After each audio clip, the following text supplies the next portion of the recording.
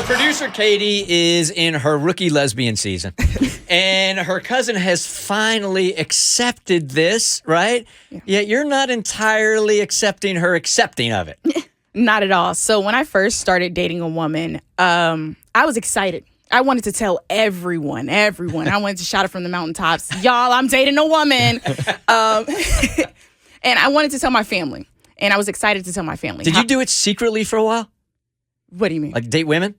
No. Like when I first started dating my first girlfriend, it was about a month into it that I decided to tell everyone. Okay. Yeah, everyone. It was like not too far off. Okay. So yeah, but before that, I hadn't dated women before. So I wanted to tell my family. First thing I'm thinking is tell my family. There's only one person in my family I knew I couldn't tell, and that was my grandmother. For obvious reasons. I just knew that the way she grew up, she wouldn't be accepting of that. So I knew that I was going to avoid that. And my family knew that as well. And they were okay with that. You were just not going to bring it up, or you just knew you were trying to get comfortable with the answer you knew that she was going to give you? No, I was just never going to bring it up. If my grandmother ever asked me about dating, I was just going to be single for life. Sometimes it's easier that way. Yeah. You pick and choose your battles. So I have this one cousin that I was excited to tell her. And I grew up with her being more like my aunt because of the age difference. And I was excited to tell her because she was like the cool aunt. She was the one that told me when I went to college, she's like, Keity, if you end up in jail, if you do drugs, if you end up pregnant, call me first. You know, like she was that go-to aunt that I was like, she's cool. She's going to be accepting of anything. So we had dinner. And when we had dinner, I was telling her, I'm like, hey, I'm dating a woman. Oh my gosh. Expecting her to be like, oh my gosh. But her first reaction was, where do you think you got that from? Where do you think you got it? Yeah. Like, where do you think you got that mentality that, you know? Like you caught it like a cold. Like a disease or something? Yes. What documentaries have you been watching? Yeah. Basically. Yeah. And so that was crushing because I was excited to tell her and I thought she was going to be excited with me. But instead, she was against it. And she was like, no, I'm not for this. I don't support this relationship. And it hurt. Well, based on her first question, it doesn't sound like she really understands it. Yeah. And a lot of people, it's very obvious, you know, like they say, well, where do you think you got this? And in their brain, they're going, this is because they gave Minnie Mouse a pantsuit, isn't it? Oh, like they don't understand. And I don't know. I think I picked it up on the subway. Yeah. I think I was next to a lesbian, and I think that's where I got it. just caught it. Sneezed on me. Right. How disappointing the one person that you thought would be the most accepting is the one who was the Yeah. most judgmental. Exactly. And so in that moment, it hurt. It changed the tone for the rest of the dinner. And after that, our relationship was never the same. And a couple of days later, I got a call from my grandmother. And she's like, Bug, I heard you're dating a woman. And I'm like, Your cousin ratted you out? Yeah. Old grandma. Oh, man. She outed you. yeah. So then on top of that, she goes and tells my grandmother, the one person we all knew in the family would not be accepting. And it's not her place to tell anybody. I'm sorry. That's like, that's an unwritten rule, but it's really, everybody knows it, right? Uh-huh. Well, You would think, but not it's really. common sense, right? But I gave up on common sense a long time ago with people. Yeah. So I'm sorry.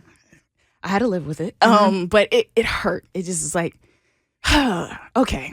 Thankfully, my grandmother, we had a conversation and I was like, look, it is what it is. I'm going to keep dating this woman, whether you like it or not. She's like, I still love you. We're just not going to talk about this. So my grandma was like, one thing we're just not going to talk about is your relationship. And I was like, okay. But after that day, I didn't talk to my cousin. And that was about nearly 8 years ago. Oh, damn. Did you tell her why there was a cutoff, or did you just disappear? No, just disappeared. Okay. And it wasn't Pretty like sure she was. she knew. Yeah, and it wasn't like she was trying to reach out either. No. So She was asking for the cutoff. Yeah. At that point, she handed you the scissors. yeah, so it really didn't matter. However, a few months ago, she had a near-death experience, and she almost died because of some health issues that she had been suffering from. And my mom and my aunt were the one who told me. And since this, her perspective on life, I guess, has changed. And recently, we've all started a family group chat, and she's been very active in it and socializing with all of us. And then she followed me on TikTok. And if anyone knows, my TikTok is where I'm my most authentic self. And a lot of my content on TikTok is surrounded by my sexuality, right? And lately, she's been like responding on those and saying, I'm so proud of you and I love you and this, that, and the third, and showing me all this love and acceptance now where she's accepting me. And part of me is upset because it's like all these years you said you love me, but you didn't really love me for me.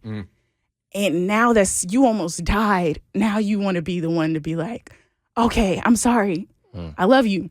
But that was like 8 years Yeah. that I didn't have that love that I wanted. And that hurt doesn't go away. It doesn't. And part of me is like, oh, but thank you. Like, I love that she is coming around now because family's important and my family's already small. So to have that support and know that, okay, you do love me is like, yay. But at the same time, I'm upset. I'm torn. Well, and it's always nice to see people evolve and change. And, you know, I can see that part of you being grateful because you are such a kind-hearted person. But the fact that she has yet to apologize, like she's just, you know, that is not sliding into your comment section on TikTok and saying how proud she is of you is not an apology. Right. So now it's basically up to you, since she has made these small gestures of communication, whether or not you want to communicate with her and have a relationship with her. But I wouldn't, you know, if I were you, be like, if we're gonna do this, you need to apologize for what you did. Do you need an apology? No. No? Well, then you don't say that. Do you need to have a relationship with her? I want to. Would you But- need an apology to do that? I don't know. Like right now, I just have so many mixed feelings about it. Take your time. Yep. There's nothing wrong with being cautious and approaching it like on your own timeline. When she That's does leave true. a comment, do you like it? Do you reply Yeah. back? You do? I'll Okay. like it and stuff, and then I'll tell my mom, I'm like, hey, you know, she said this, that, and the third. My mom's like, well, she's making progress. And I'm like, She Yeah. need to make that progress in person, though. She need to show you that love outside of your comments and in real life. Yeah, I think there needs to be like I think you should either pick up the phone or do some kind of communication with her, and tell her exactly how what you just told us. Death changes you, man. I've told you before. Nothing gives me more perspective than when I have somebody around me that passes away, man. And I'm not saying she's right at all. Not right, but it does sound like she's a more evolved person now, and she can't change the last 8 years, but that doesn't mean that you can't feel a certain way about those last 8 years. But in order to move forward, I think that there has to be this kind of conversation to where you feel good about moving forward with it, or it can't at all. Because you can still hear the hurt in your voice. Yeah. And that's legit. And forgiveness is a gift for you and her. You just have to decide where you are in that process and if that's what you want to do. I think you can forgive somebody and still be wary. Yes, of course. Like forgive, but maybe not entirely forget, because it's unfair that someone has a near-death experience and then they're like, everything I did before is a wash. I'm good now.